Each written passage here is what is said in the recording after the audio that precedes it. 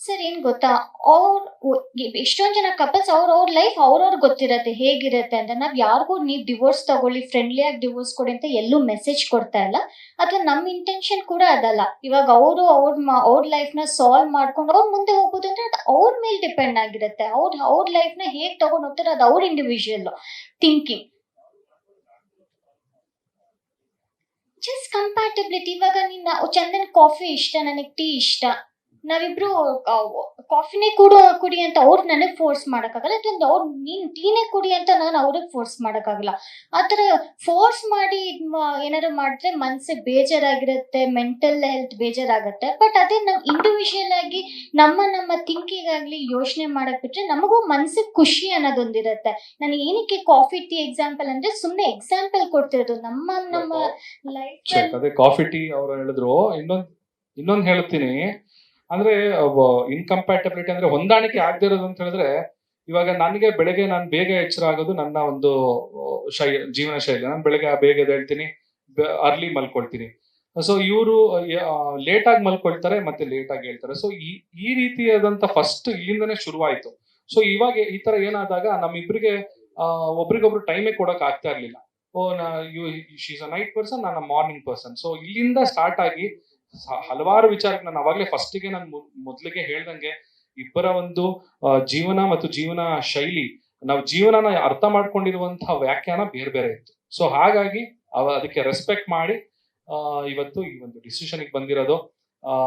ಮತ್ತೆ ಅದನ್ನೇ ಮತ್ತೆ ಇನ್ನೊಂದ್ಸಲ ಮತ್ತೆ ರಿಪೀಟ್ ಮಾಡ್ಬೇಕಾಗುತ್ತೆ ಇನ್ನೇನೇ ಕ್ವಶನ್ಸ್ ಬಂದ್ರು. ಸೊ ದಯವಿಟ್ಟು ಇವಾಗ ನಾವು ಆಲ್ರೆಡಿ ಅದ್ ಮುಗ್ದು ಹೋಗಿದೆ. ಇವಾಗ ಡಿವೋರ್ಸ್ ಆಲ್ರೆಡಿ ಸಿಕ್ಕಿದೆ. ನಿಮ್ ಮುಂದೆ ನಾವು ಕ್ಲಾರಿಟಿ ಕೊಡ್ಬೇಕಾಗಿತ್ತು. ಇದನ್ನ ನಾವು ನಮ್ಮಿಂದನೇ ನಮ್ಮ ಒಂದು ಈ ಪ್ರೆಸ್ ಮೀಟ್ ಮುಖಾಂತರನೇ ತಿಳಿಸ್ಬೇಕಾಗಿತ್ತು. ಅದಕ್ಕೋಸ್ಕರ ಇವತ್ತು ಈ ಪ್ರೆಸ್ ಮೀಟಿಗೆ ಬಂದಿದೀವಿ. ಇನ್ನಷ್ಟು ಹೇಳ್ಕೊಳ್ಬಾರ್ದೇ ಇರುವಂತ ಅಂತ ವಿಚಾರ ಏನಿಲ್ಲ, ಅಂತ ಕೆಟ್ಟ ವಿಚಾರಗಳು ಅಂಥದ್ದೇನು ಇಲ್ಲ. ಸೊ ಹಾಗೆ ಖಾಸಗಿ ವಿಚಾರಗಳನ್ನ ನಾನು ಎಲ್ಲಾರ ಮುಂದೆ ಬಹಿರಂಗವಾಗಿ ನಾನು ತಿಳ್ಸೋಕ್ಕೂ ನನಗೆ ಮನಸ್ಸಿಲ್ಲ. ಸೊ ಹಾಗಾಗಿ ದಯವಿಟ್ಟು ಎಲ್ಲರಿಗೂ ನಾನು ರಿಕ್ವೆಸ್ಟ್ ಮಾಡಿ ಕೇಳ್ಕೊಳ್ಳೋದು, ನಮ್ಮ ಒಂದು ಖಾಸಗಿ ವಿಚಾರನ ನಮ್ಮಲ್ಲಿಯೇ ಅದು ಇರ್ಲಿಕ್ಕೆ ಬಿಡಿ ಅಂತ ಕೇಳ್ಕೊಳ್ತೀನಿ.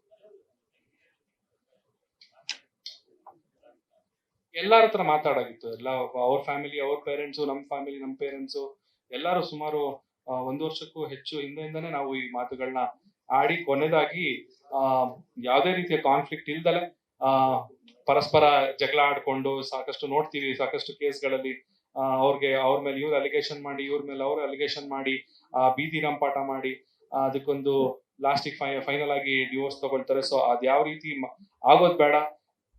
ನಾವ್ ಯಾವ ರೀತಿ ಮದ್ವೆ ಆಗ್ಬೇಕಾದ್ರೆ ಒಂದು ಖುಷಿಯಾಗಿ ಮದ್ವೆ ಆಗ್ಲಿ, ಸೊ ಬಿಟ್ಟೋಗ್ಬೇಕಾದ್ರೂ ಆ ಒಂದು ಮನಸ್ಥಿತಿಯಲ್ಲೇನೆ ನಾವ್ ಎಂಡ್ ಮಾಡೋಣ ಅಂತ ಅನ್ಕೊಂಡು ಈ ತರ ಮಾಡಿ.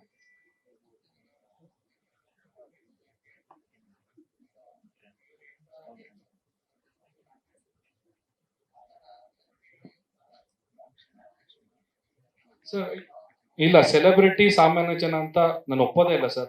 ನಾವು ಸಾಮಾನ್ಯ ಜನನೇ. ನಾವು ಎಲ್ಲರಂತೆ ನಾವು ಮನುಷ್ಯರು. ಎಲ್ಲರಿಗೆ ಯಾವ ರೀತಿ ಫೀಲಿಂಗ್ಸ್ ಇರುತ್ತೆ ನಮಗೂ ಅದೇ ರೀತಿ ಫೀಲಿಂಗ್ಸ್ ಇರುತ್ತೆ. ನಮಗೂ ಅಳು ಬರುತ್ತೆ, ನಮಗೂ ನೋವಾಗುತ್ತೆ, ನಮಗೂ ಮನಸ್ಸಿಗೆ ಈ ತರ ವಿಚಾರಗಳಾದಾಗ ತುಂಬಾನೇ ನಮಗೂ ಅಪ್ಸೆಟ್ ಆಗ್ತೀವಿ ನಾವು ಕೂಡ.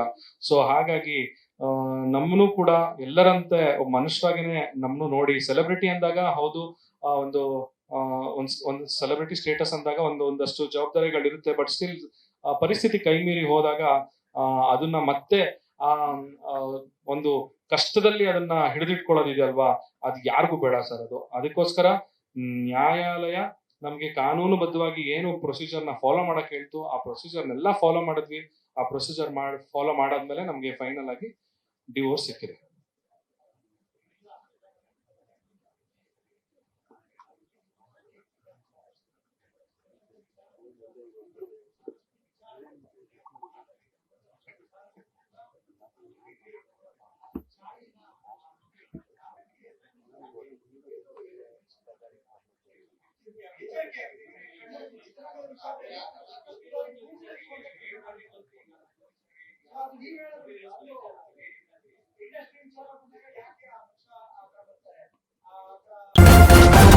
ನ್ಯೂಸ್ ಫಸ್ಟ್ ನಿರ್ಭೀತಿಯಿಂದ ನಿಮ್ಮ ಪರವಾಗಿ.